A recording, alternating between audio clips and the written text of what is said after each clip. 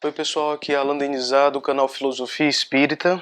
Eu vou falar aqui a respeito de Dostoiévski, porque eu entendo que nós não podemos entender direito a respeito de filosofia, pelo menos a filosofia do último século, né? O Nietzsche morreu em 1900, então de 1900 para cá, a gente não tem como entender a filosofia sem passar por Dostoiévski. Porque, como eu já havia falado, a gente tem uma tríade responsável pelo que a gente entende da filosofia da suspeita, que é Freud, Nietzsche, Marx. Né? São aqueles que entraram dentro da perspectiva de que a razão humana ela não é tão norteadora assim como Kant pensava da nossa vontade. Talvez os utilitaristas ingleses e os mais diversos filósofos que disseram que nós éramos iluminados o suficiente para, através da nossa razão, torná-lo o carro-chefe que iria direcionar e nos salvar definitivamente de toda a selvageria que a natureza impõe. Isso não é completamente certo, pelo menos aos olhos dos nossos últimos filósofos herdeiros de Nietzsche, Freud e Marx. Então, Dostoiévski, eu vou criar uma nova playlist dentro do canal falando a respeito desse cara, Fyodor Dostoiévski. E eu vou aos poucos, durante esse ano, lendo as obras dele. Eu não tenho todas as obras já, na verdade eu comecei agora minha maratona de Dostoiévski. Já li Pensamento Subterrâneo, um livro que eu vou voltar a abordar, a ler. E acabei de ler Crime e Castigo.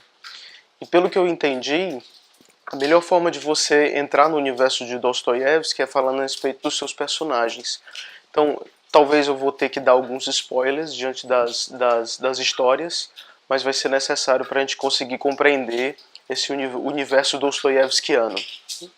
E ao final a gente vai começar a abordar algumas obras que giram em torno de Dostoiévski. A primeira questão que eu queria falar era que Dostoiévski ele é um autor extremamente cristão. Se não for um cristão atrelado à Igreja Católica, mas é pelo menos um cristão que tem Cristo como a sua principal referência salvadora para essa humanidade tão pecadora. Né? A mãe de Dostoiévski era muito cristã, extremamente cristã, então como ele é um autor russo, é daquele cristianismo da ortodoxia que se desagregou da Igreja Católica, portanto gerou uma certa perspectiva protestante, como sendo uma crítica à Igreja Católica, mas o cristianismo ortodoxo russo ele não é um cristianismo pulverizado como é o protestantismo. E o que eu quero dizer com pulverizado é que várias igrejas elas surgem com várias denominações diferentes. A Igreja Ortodoxa Russa ela também é um tipo de igreja bem monolítica e tem um bloco muito específico que obedece à questão de Cristo como sendo o seu Deus e o Salvador da humanidade, o único caminho e verdade e vida. Então aí está Dostoiévski.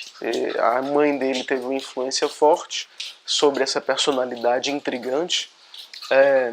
Ele viveu o assassinato do próprio pai através dos servos. Alguns dizem que isso é lenda, mas enfim, o seu pai morreu quando Dostoiévski ainda era adolescente, e a mãe de Dostoiévski morreu em plena tuberculose. A Rússia é um país frio, muito frio, então a tuberculose é facilmente disseminada naquela época, não tendo os tuberculostáticos e os tuberculicidas que nós temos de hoje em dia. Então, tuberculose vai ser um tema relativamente presente nas obras de Dostoiévski. Até que ponto isso foi influenciado pela própria mãe é algo que só os psicólogos vão entender. Houve uma primeira esposa de Dostoiévski que é estranho, porque sua primeira esposa, ele casa com ela como se fosse diante de uma afeição mórbida. Ela era viúva e também ela era portadora de tuberculose ou de alguma doença que se assemelhasse a isso. Você pode entender que, como tuberculose era uma doença muito prevalente, as afecções pulmonares que acometiam as pessoas e que consumiam as pessoas por muito tempo, automaticamente você poderia dar o nome de tuberculose, porque os diagnósticos se confundem quando você não tem exames complementares muito fiéis, né? Então ele casou com essa primeira esposa, que era como se fosse uma tísica, e era viúva. E nesse casamento a gente consegue perceber que existe uma certa tendência de Dostoiévski por amar pessoas aflitas, angustiadas, sofredoras, e encontrar nela aquele ideal do sofrimento que santifica, né? Você vai ter um personagem como esse em Crime e Castigo, porque no personagem Raskolnikov, que é o protagonista de Crime e Castigo, ele se casa, né, pela primeira vez, ou ele noiva pela primeira vez, uma moça tísica, feia, magra, e que ela venha a falecer. Essa esposa de Dostoiévski, a primeira da sua vida, ela realmente falece uns 7 meses depois do casamento.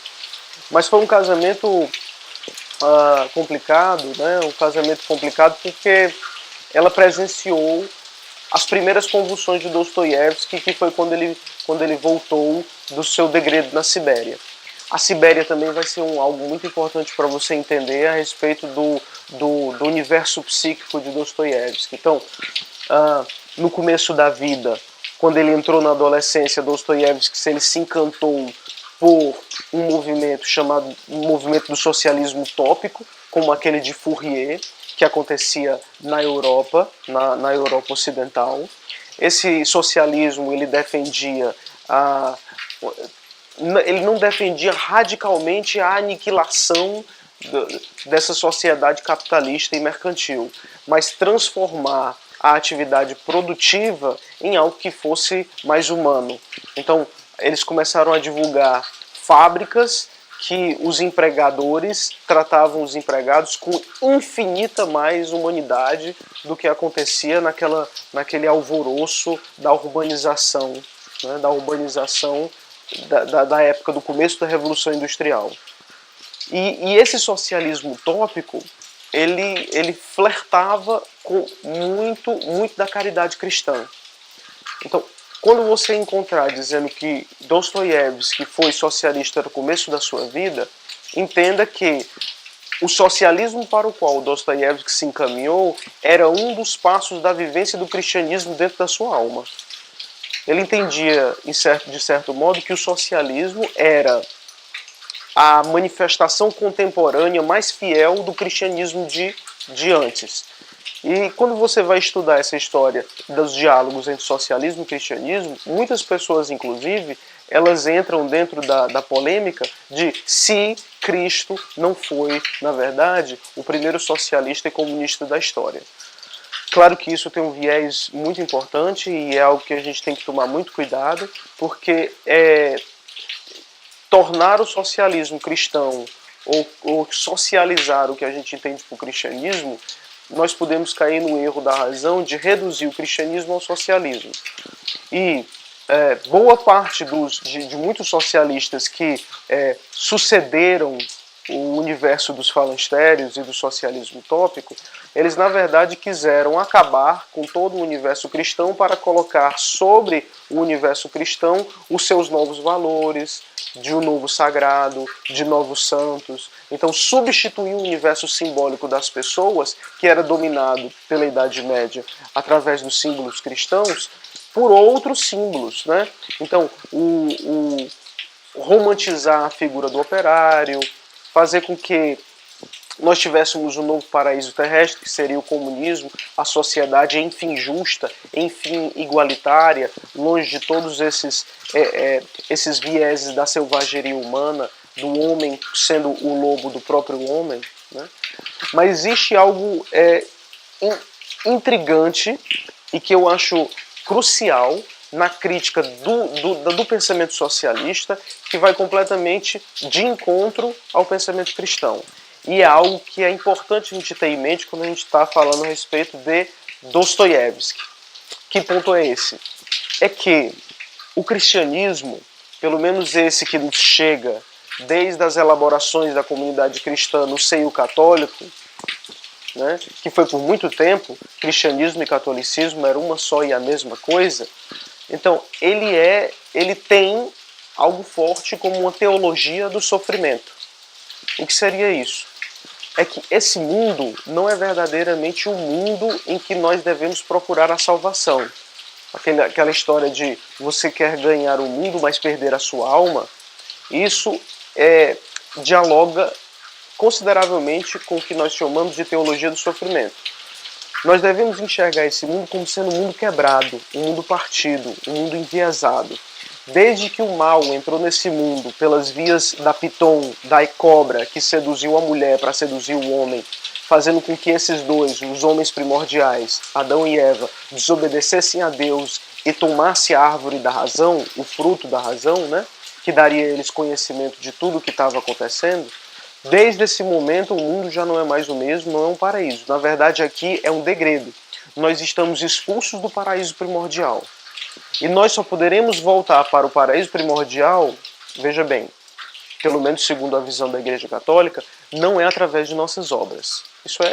As nossas obras, elas são muito miseráveis, mesquinhas, pequenas, em comparação à salvação que Deus pode nos dar. Então, o sofrimento que nós temos na vida, ele é um caminho para nos conduzir à salvação. De que forma?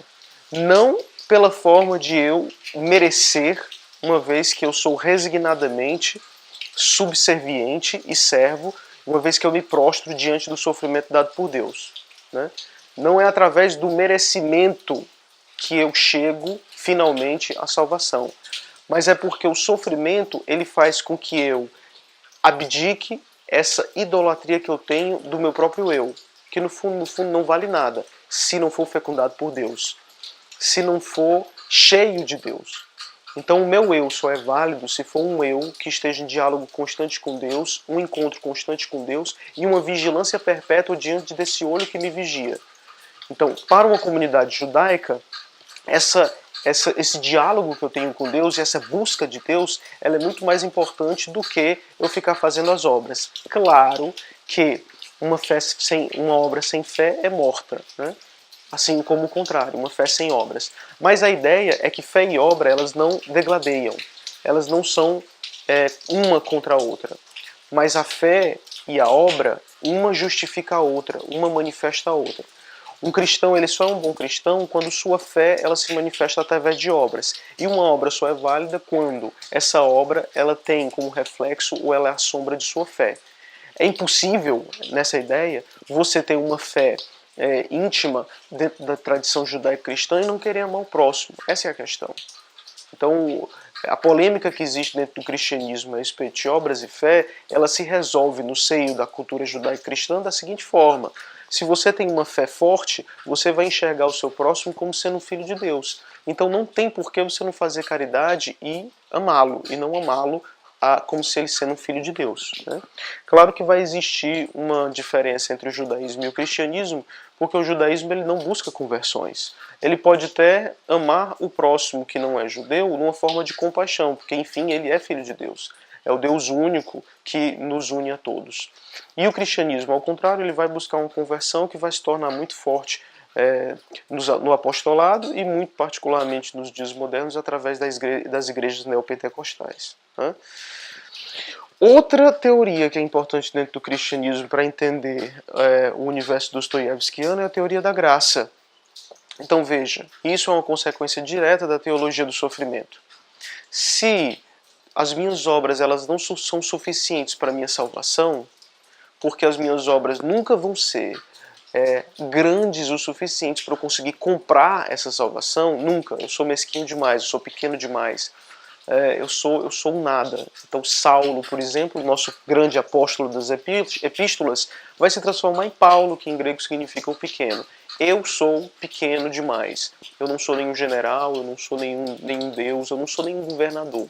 Eu sou praticamente um nada diante de Deus. Então isso vai nos gerar necessariamente a teologia da graça. E o que diz a teologia da graça, ou a teoria da graça?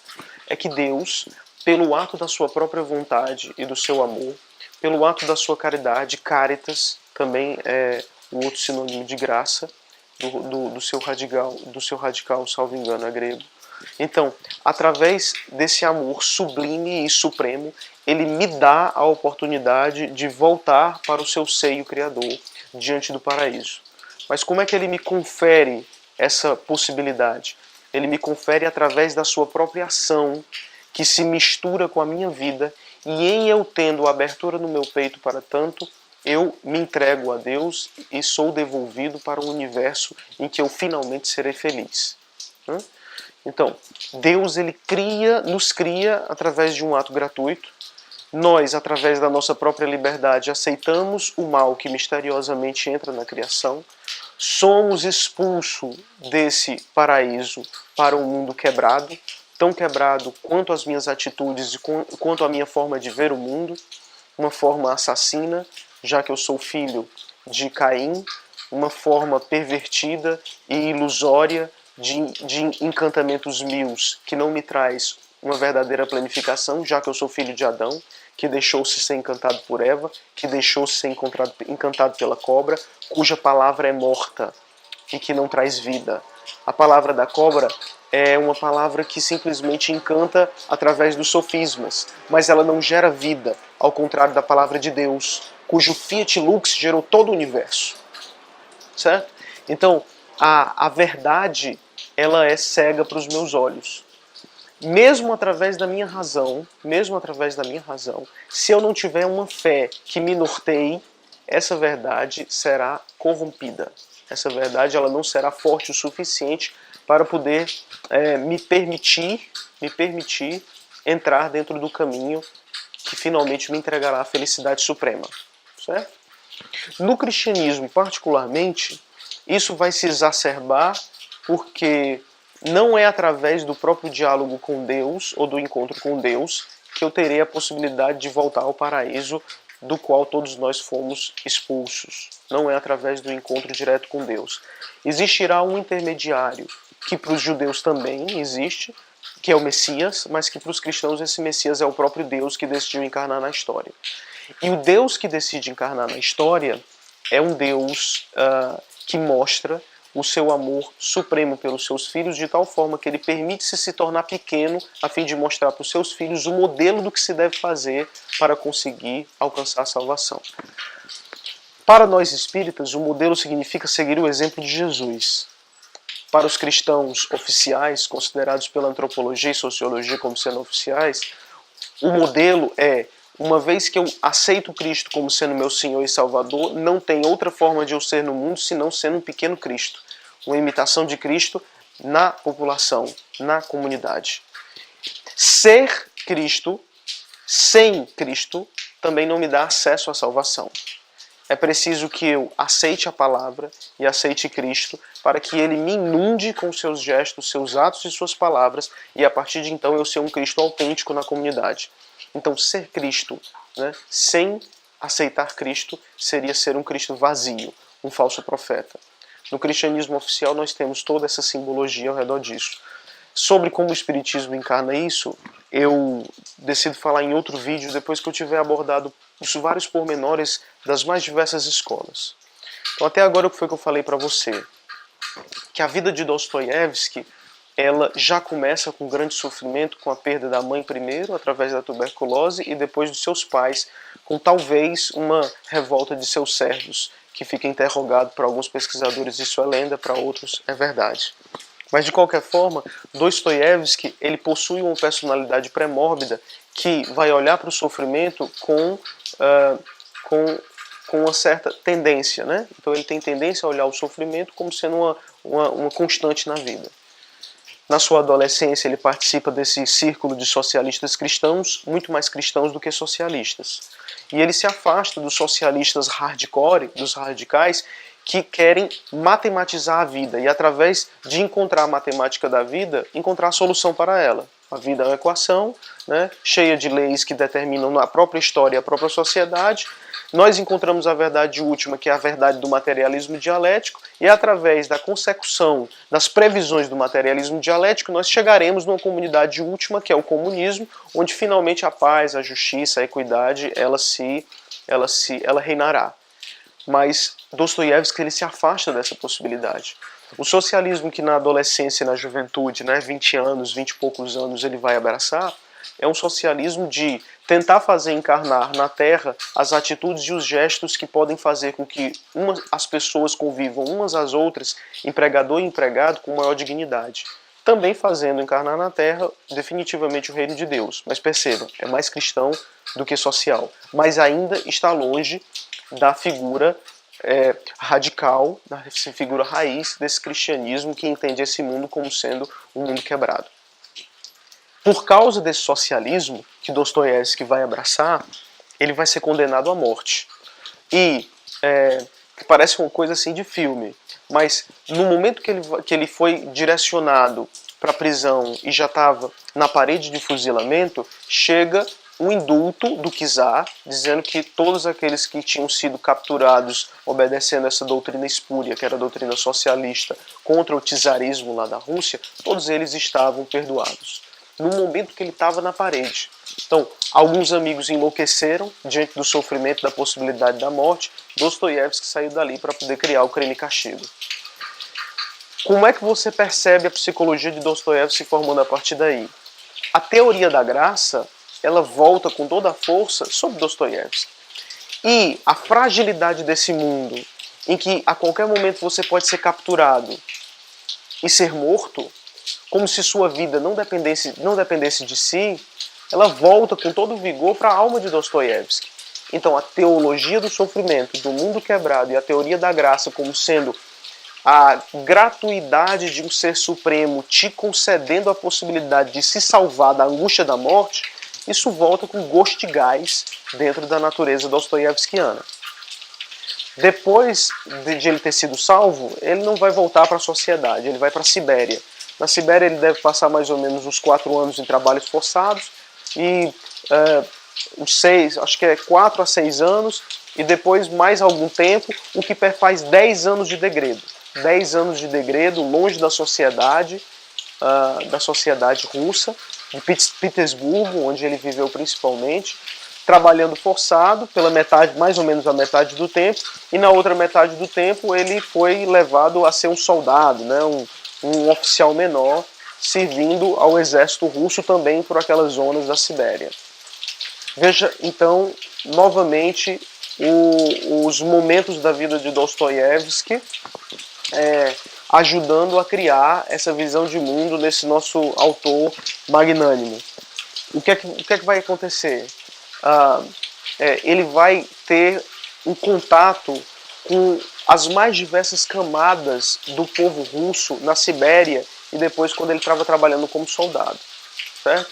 Então, o Dostoiévski, desde sempre, ele traz uma personalidade, embora depressiva, mas de um amor imenso pela sua Rússia. Tanto é que ele vai pendular, durante a vida dele, para o socialismo, mas também querendo voltar para o czarismo e obedecendo, por exemplo, toda a religião católica da ortodoxia russa. Né?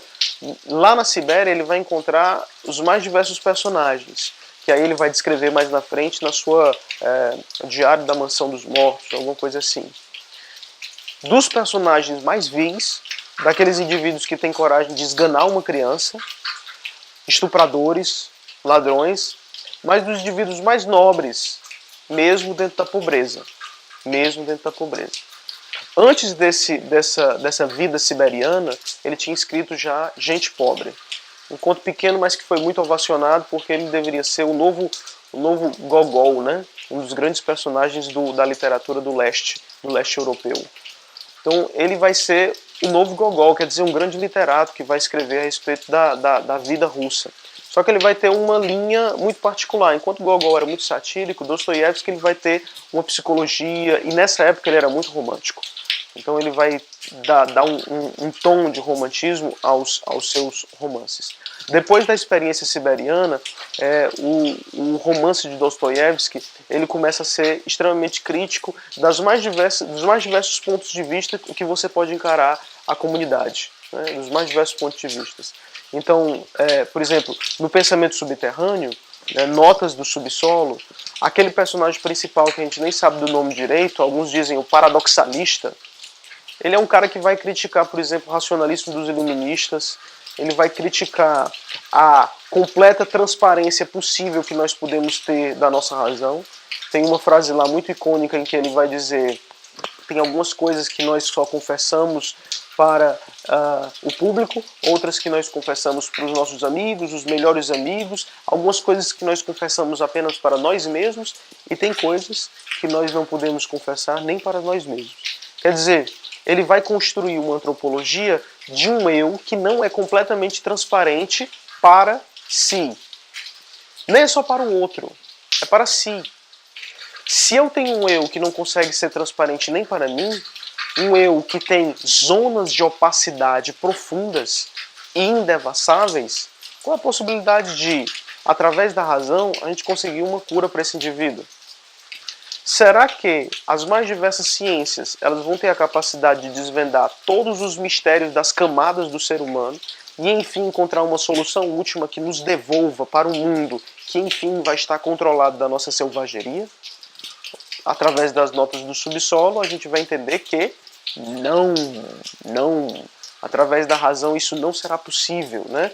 Ele até diz, e mesmo se nós estivermos dentro de uma sociedade perfeitamente controlada, que consiga entender todas as perspectivas das ações humanas, mesmo se isso acontecer, o que vai acontecer é que nós ficaremos com raiva dessa sociedade e iremos desobedecê-la só de mal.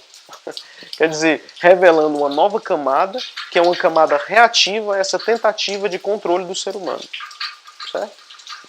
Então você já tem aí um esboço de todos os momentos que são importantes para a gente entender como Dostoiévski vai construir esses seus romances profundos, abissais, cheios de conotações psicológicas importantes e que buscam, é uma busca infindável, encontrar a possibilidade de Deus ser ainda justo aos nossos olhos, bom e um caminho possível para a salvação. Então eu poderia dizer para você que a obra de Dostoiévski, na perspectiva do romance, é sim uma teodiceia. O que é a teodiceia na linguagem da teologia e da filosofia?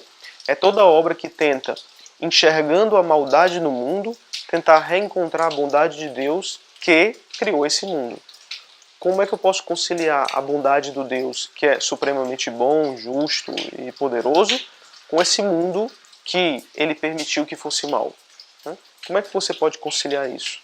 Então, Dostoiévski ele vai entrar dentro desses méritos no Crime e Castigo. Eu vou falar mais adiante a respeito, quando eu estiver falando dos mais diversos personagens e particularmente a Sônia. Tá certo? Então aqui nesse primeiro vídeo eu vou parar por aqui. É um vídeo que eu falei a respeito da introdução da vida de Dostoiévski em consonância com os romances. E nos próximos vídeos eu vou falar a respeito de personagens muito particulares do romance, principalmente do Crime e Castigo, que é o que eu acabei de ler, que está mais fresco aqui na minha mente, mostrando como esses mais diversos aspectos vão dialogar e vão esclarecer por que Dostoiévski entra nesse mérito, entra naquele e etc. Só para acabar, eu acho que é importante eu finalizar esse vídeo com essa perspectiva. Dostoiévski ele influenciou vários filósofos, né?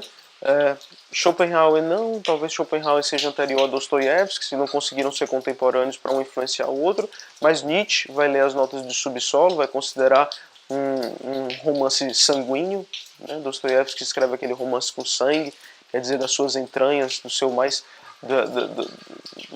profundo, das suas mais profundas angústias, tentando revelar esse homem das profundezas, né? Nietzsche vai ser extremamente influenciado por Irmãos Karamazov, pelos demônios, mas muito mais por causa dos personagens que são os ditos extraordinários, que conseguem se superpor às leis ordinárias da sociedade, do que mesmo pelos personagens, obviamente, cristãos, e que mostram Dostoiévski dando uma possibilidade de solução para o ser humano através de seu personagem. Freud, às vezes a gente lendo Freud pensa que é uma cópia de Schopenhauer, que também pensava a respeito dessas profundezas, de um mundo de representação que por trás dele existe uma vontade que é muito mais abissal e verdadeira e autêntica, né? E, portanto, também a gente vai pensar de Freud lendo Dostoiévski, e ele realmente leu, e tendo a influência de que o homem não é completamente transparente a si. certo? Só que Freud ele vai dar uma ideia de que o homem pode recuperar sua transparência minimamente até um equilíbrio que é sempre instável. Nunca esqueça disso, o equilíbrio do Freud, do ego, tentando equilibrar id e superego, é sempre um equilíbrio instável, mas que ele minimamente pode conseguir fazer isso através da racionalização dos seus traumas. Tá? Então não é uma crítica tão profunda à razão quanto, por exemplo, faz Nietzsche. Nietzsche faz essa crítica profunda e vai direcionar a possibilidade de salvação desse mundo quebrado através da arte e da criação das forças ativas em que o super-homem, o Übermensch, ele consegue dançar, fazendo dançar essas forças na natureza. Então a arte vai ser, ou talvez, a grandeza, né? A grande resposta que Nietzsche encontra no ser humano para conseguir superar esse mundo quebrado. Mas Dostoiévski, ele vai entender que o mundo sim é quebrado, assim como todos esses filósofos da suspeita, mas vai colocar dentro de alguns personagens muito particulares as suas perspectivas de solução. O que eu queria deixar nesse final desse vídeo era a questão de como é que Dostoiévski, sendo um romancista, ele consegue cativar tantos filósofos e ser considerado como sendo um supremo influenciador de todas essas grandes correntes de pensamento. Qual a singularidade da perspectiva de Dostoiévski que não está, por exemplo, na filosofia? E eu digo, é porque ele colocou exatamente no romance a possibilidade de mostrar todas essas incongruências que merecem algo mais, que merecem uma resposta. A forma de tentar expor o seu pensamento através de romance e de uma forma extremamente fluida, ela dá vida a essas teorias, coisas que às vezes a filosofia não faz. Então, a ideia de filosofia versus romance, ela entra dentro dessas perspectivas. O romance, ele coloca as teorias filosóficas num dínamo que nos permite enxergar aquilo acontecendo verdadeiramente no contexto da realidade. Então o romance permite com que nós não nos afastemos da realidade. E ainda mais uma realidade que está cravada, fincada, enraizada nas pessoas mais humildes, nas pessoas mais cotidianas. É o que os historiadores recentes dizem. É ver as histórias através do olho das pessoas que viveram. Não através dos grandes imperadores, né? Dos grandes heróis, de um Aquiles da vida, de um Ulisses da vida, de um Napoleão da vida. Nós estamos vendo a história, a filosofia, dinamizada através do coração, dos gestos e das falas de gentes humildes. É isso. No próximo vídeo a gente prossegue aí com a análise dostoiévskiana.